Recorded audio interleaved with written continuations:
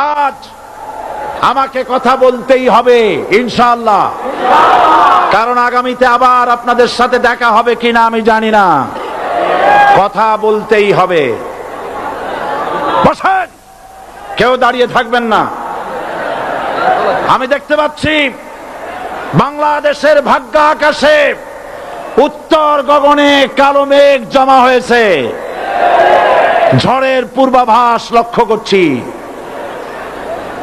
যদি মোকাবেলা করতে না পারেন সক্ষম ভাবে, এমন অন্ধকার গাঢ় কালো অমাবস্যার রাত আসতে পারে যার সুবে সাদেক হওয়া অসম্ভব।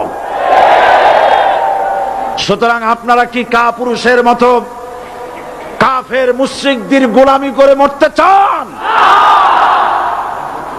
বিড়ালের মতো 500 বছর বেঁচে থাকার কোনো লাভ নাই। সিংহের মতো 1 ঘন্টা বাঁচতে চাই। আমাদেরকে বলা হয় সাম্প্রদায়িক উস্কানিমূলক কথা নাকি আমি বলি। পত্রপত্রিকা দিছে না তারা? সাম্প্রদায়িক উস্কানি কথা, সাম্প্রদায়িক উস্কানিমূলক কথা বলি। সেই জন্যই বোধহয় শত শত মুসলিম আমাদের কাছে এসে মুসলমান হয়।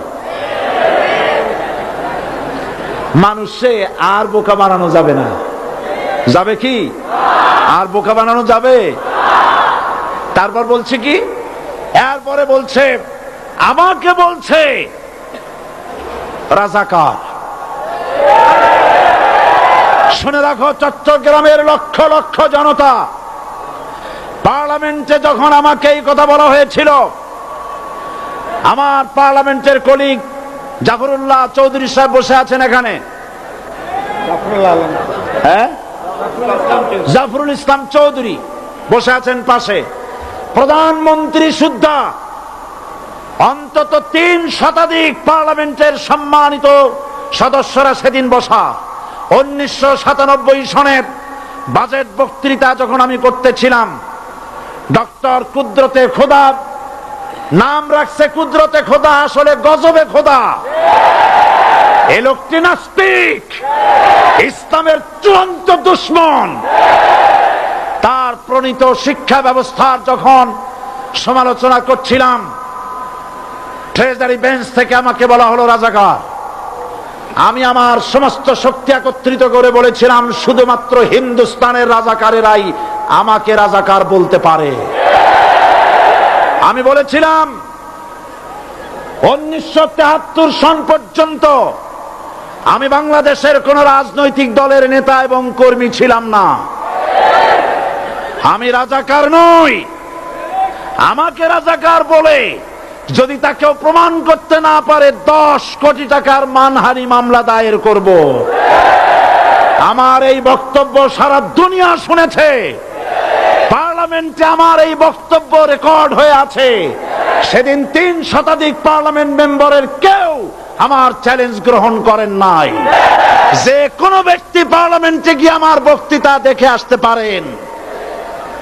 এরপরে 1997 সনের 7ই অক্টোবর দৈনিক জনকণ্ঠ পত্রিকা যখন আমার বিরুদ্ধে লিখলো, সেই পত্রিকায় সাইদির ওপেন চ্যালেঞ্জ 8ম পাতা, 1997 7ই অক্টোবর, এত বড় 2 কলামে হেডিং। সেখানে আমি বলেছি বাংলাদেশের সকল সাংবাদিক, গোয়েন্দা বিভাগ, বাংলাদেশের সকল বুদ্ধিজীবীকে আমি আমার পিরোজপুরে আমন্ত্রণ করছি। আমার উপস্থিতিতে যদি কেউ প্রমাণ করতে পারে বাংলাদেশের স্বাধীনতা যুদ্ধের বিরুদ্ধে আমার কোনো ভূমিকা ছিল, সজ্ঞানে স্বেচ্ছায় জাতীয় সংসদের সদস্য পদ থেকে পদত্যাগ করব। 3 বছর পার হয়ে গেছে, আজ পর্যন্ত কেউ এই চ্যালেঞ্জের মোকাবেলা করে নাই। সুতরাং আমাকে যারা রাজাকার বলবে তারা পিতৃ পরিচয়হীন অবৈধ সন্তান। 1971 সনের, শোনো মুসলমানেরা, 1971 সনের কোন কাদা সাইদির গায়ে লাগে নাই।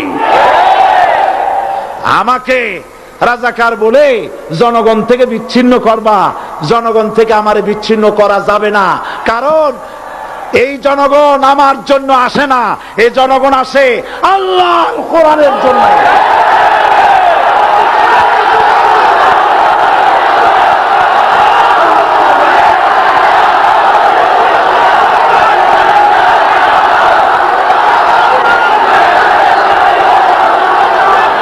আজকে আজ যারা ইসলামের কথা বলে, তারাই রাজাকার, তারাই মৌলবাদী। মৌলবাদী বললে আমরা অসন্তুষ্ট হই না, কারণ মৌলবাদী শব্দটা আসছে মূল থেকে।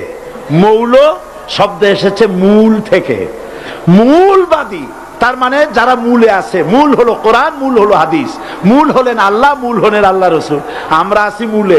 এখন বলেন তো মূলের শক্তি বেশি না আগার শক্তি বেশি? আমাদের যারা মৌলবাদী বলে ওরা হলো আগাবাদী। মূলে আছে কত কোটি? 12 কোটি। মূলে আছে কত কোটি?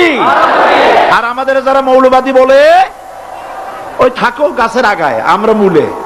লাভালাভি বেশি করবা না, 12 কোটিতে গাছের গোড়া আসতে নানা দেবে, মামু বাড়ি দিল্লি গিয়ে পড়বা, বাংলার জমিনে জায়গা হবে না। এ কথা বিশ্বাস করো। বাংলাদেশের মুসলমানদের শরীরে এক বিন্দু রক্ত থাকতে শয়তানের তৈরি করা ধর্ম নিরপেক্ষ মতবাদ বাংলার জমিনে কায়েম হতে দেওয়া হবে না, হবে না।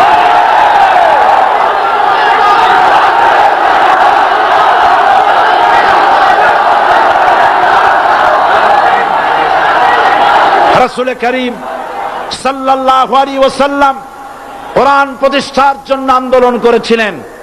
আয়াতুল কুরসি আমাদের সে কথাই শিখেছে। আল্লাহ রাব্বুল আলামিন বলেন, আল্লাহু লা ইলাহা ইল্লা হুয়াল হাইয়ুল কাইয়্যুম। প্রাণ খুলে পড়েন, আল্লাহু লা ইলাহা ইল্লা হুয়াল হাইয়ুল কাইয়্যুম। আল্লাহ হচ্ছেন তিনি, যিনি ছাড়া কোনো ইলাহা নাই, আইনদাতা নাই, বিধানদাতা নাই। আমরা মানুষের তৈরি করা আইন মানি না। 12 কোটি মুসলমানের দেশে আইন তৈরি করবে মানুষ, আমরা মানব না। পার্লামেন্টে তৈরি হতে হবে কোরআন দিয়ে, পার্লামেন্টে আইন তৈরি হতে হবে কোরআন দিয়ে।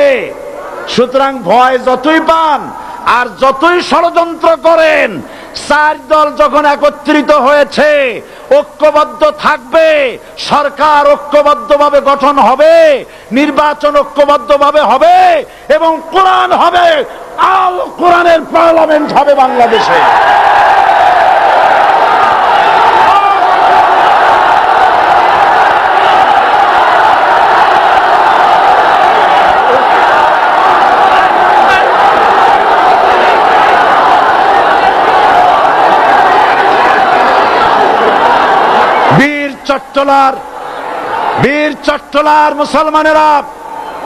বীর চট্টলার মুসলমানেরা স্বাধীনতার ঘোষণা, এই চট্টগ্রাম থেকে স্বাধীনতার মহান ঘোষক প্রেসিডেন্ট জিয়াউর রহমান সাহেব দিয়েছিলেন।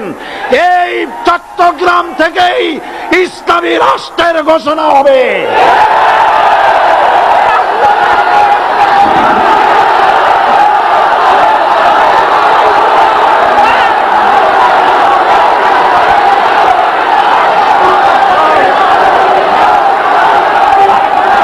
আশাবাদী আপনারা অবশ্যই তা পারবেন। আমি 100% বিশ্বাস করি ইনশাআল্লাহ। কারণ যে ষড়যন্ত্রের মোকাবেলা করে স্থানীয় রাজনৈতিক দলের নেতৃবৃন্দ কোরআনের মাহফিল সিনায় এনেছেন, আমি প্রথম দিনই বলেছি চট্টগ্রাম তাফসিরুল কোরআন মাহফিল কোন রাজনৈতিক দলের প্রতিনিধিত্ব করে না। এটা কোন জামাত শিবিরের একক সম্পদ নয়, এটা চট্টগ্রামের মুসলমানদের কলিজার টুকরা তাফসিরের মাহফিল। সুতরাং এই মাহফিল